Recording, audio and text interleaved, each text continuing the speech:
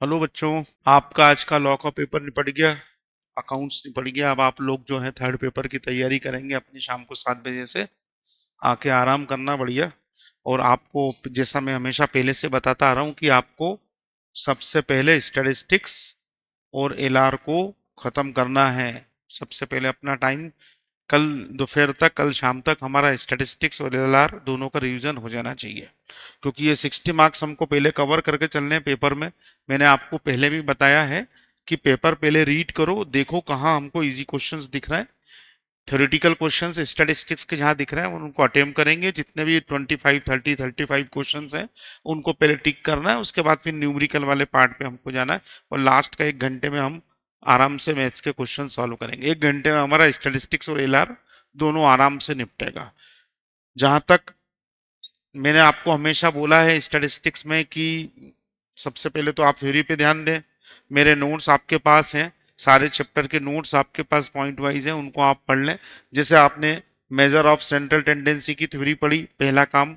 दूसरा काम आपको उसके सारे फार्मूले देख लेने हैं, जो भी हैं इंपॉर्टेंट फार्मूले, कंबाइंड मीन, करेक्टेड मीन के, relation between mean median and mode, और relation between M GM HM. ये दो इंपॉर्टेंट टॉपिक है। न्यूमेरिकल ज्यादातर हम देखते हैं कंबाइंड मीन का आता है, तो वो आपको पहले चैप्टर की थ्योरी निपटाए, देन फार्मूला, देन डिस्पर्शन पे आते हैं। डिस्पर्शन की पूरी थ्योरी पढ़ लें ध्यानपूर्वक। ज्यादातर थ्योरेटिकल क्वेश्चन रेंज और क्वार्टाइल डेविएशन के पूछे जाते हैं, वो आप करें। न्यूमेरिकल भी रेंज के और क्वार्टाइल डेविएशन के भी आते हैं, कोफिशिएंट के आते हैं। चेंज ऑफ ओरिजिन और स्केल बहुत इंपॉर्टेंट एक टॉपिक है, जिसका क्वेश्चन 100% एग्जाम में आना है, उसको आपको कर लेना है।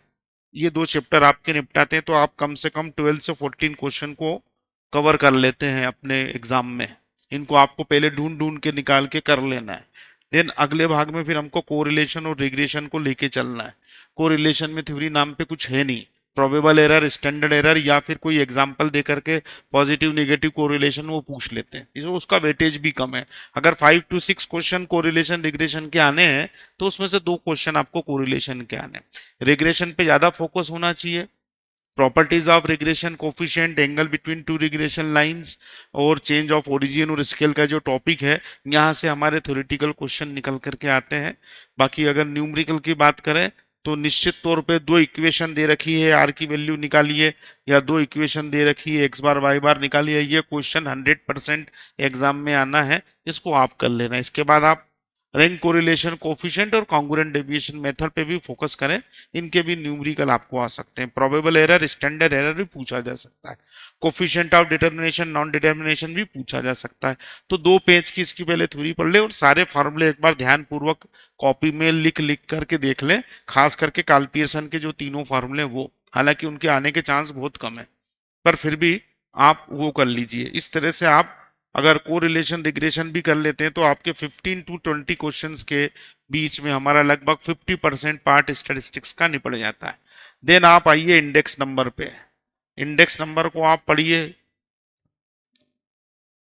शुरुआत के जो 3 टॉपिक हैं, एक तो methods for the construction of index number, number 2 सारे फार्मूले, लास्पारे पासे, फिशर, मार्शल, एडवर्थ वाले फार्मूले, और टेस्ट जो है टेस्ट ऑफ एडुकेसी। ये हमारा मेजर पार्ट है इंडेक्स नंबर का, जो कि हम मुश्किल से 15 से 20 मिनट के अंदर निपटा सकते हैं। फार्मूले हमें प्रॉपर याद होना चाहिए। किस फार्मूले में बेसर क्वांटिटी यूज होती है, किसमें करंट ईयर यूज होती है, कहाँ पर एवरेज यूज होता है, कहाँ पे ज्योमेट्रिक मीन यूज होता है, वो सारी चीजें आपको पढ़ लेनी है। चार टेस्ट आपको मालूम होना चाहिए। फिशर इंडेक्स नंबर आइडियल क्यों है, ये मुश्किल से 15 से 20 मिनट का आपका टास्क है। उसके बाद जो इंपॉर्टेंट टॉपिक उसमें दूसरे नंबर पे आता है कंज्यूमर प्राइस इंडेक्स नंबर, जिसके न्यूमेरिकल आने के चांस बहुत ज्यादा रहते हैं। ठीक है, तो वो आपको कैसे करना है मैंने आपको बताया, उसको आप कर लीजिए। FBI, CBI, base shifting, splicing, ये ऐसे टॉपिक से आपने करे तो ठीक है, नहीं करे तो ठीक है, लेकिन हमने चूंकि पढ़ा है, हम रिस्क नहीं लेंगे, हम करके जाएंगे। इस तरीके से 5 चैप्टर आपको क्या, अब आप 20 से 25 क्वेश्चन के बीच तक पहुंचते हैं, और ये क्वेश्चन करने में आपका टाइम मैनेजमेंट जो है वो 20 मिनट का होना चाहिए। देन आप आगे बढ़ते हैं तो आप फिर फर्स्ट चैप्टर को कर लीजिए, स्टैटिस्टिकल डिस्क्रिप्शन ऑफ डेटा जो है उसको आप कर लीजिए। 3 to 4 क्वेश्चंस के यहाँ से भी आने की गुंजाइश है। ये पूरा थ्योरेटिकल चैप्टर है, इसके लिए मैंने आपको पहले भी बोला है मेरे नोट्स पढ़िए और मॉड्यूल की इसकी थ्योरी जरूर पढ़ लीजिए और स्किनर के क्वेश्चन सॉल्व कर लीजिए।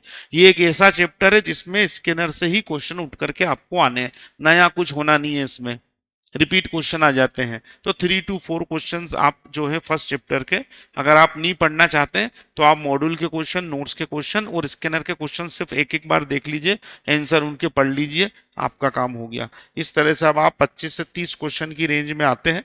ये फर्स्ट चैप्टर आपको, इसका फायदा ये है कि ये आपको जल्दी नंबर दिलाएगा, मतलब कम समय में आप ज्यादा क्वेश्चंस को अटेम्प्ट कर पाएंगे।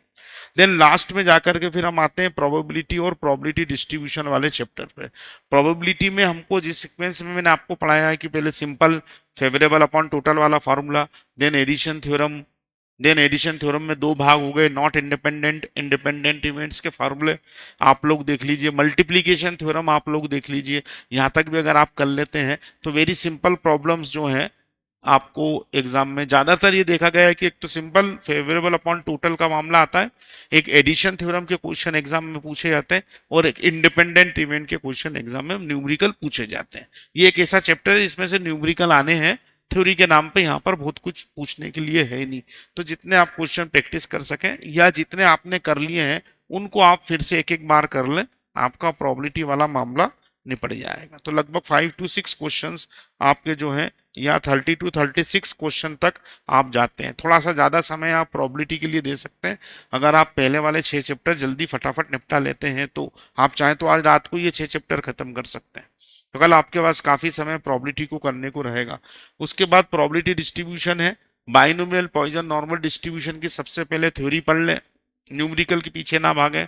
बाइनोमियल पॉइजन नॉर्मल डिस्ट्रीब्यूशन का प्रोबेबिलिटी फंक्शन क्या होता है, पैरामीटर क्या होते हैं, मीन वेरिएंस क्या होता है, कौन से डिस्ट्रीब्यूशन में मीन वेरिएंस से बड़ा होता है, कौन से डिस्ट्रीब्यूशन में मीन और वेरिएंस इक्वल होते हैं, ये सारी चीजें थ्योरेटिकल पहले आप कवर कर लीजिए। उसके बाद आराम से बाइनोमियल पॉइजन नॉर्मल के न्यूमेरिकल देखिए, जितने बने उतने देखिए, पैनिक होने की जरूरत नहीं है क्योंकि इस चैप्टर का वेटेज ही 3 से 4 क्वेश्चन से ज्यादा का नहीं है। तो 3 से 4 ज्यादा क्वेश्चन आने नहीं है और वहां पे चारों के चारों न्यूमेरिकल आने नहीं है, तो आपको इसके ऊपर ज्यादा दिमाग लगाने की जरूरत नहीं है, आप 3 से 4 क्वेश्चन कर लीजिए। इस तरीके से स्टैटिस्टिक्स वाला पार्ट जो है वो आपका पूरा कवर हो जाता है। थ्योरी जरूर पढ़े, मेरे नोट्स की थ्योरी पढ़ करके जाएं, जो भी आना है उसमें से आना है।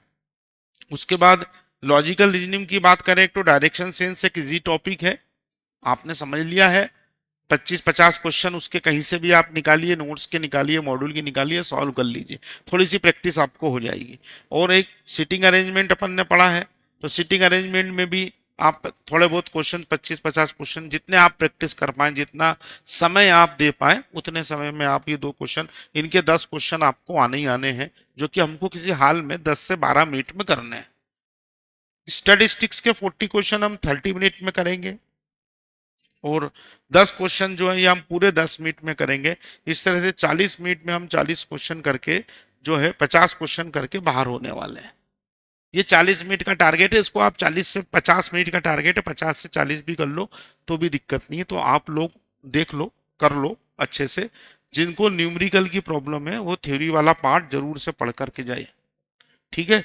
बाकी पेपर इजी आने वाला है, बहुत इजी आएगा, आपका बहुत अच्छा जाएगा। ऑल द बेस्ट आप सब लोगों को, पेपर फोड़ के आना है। बाय।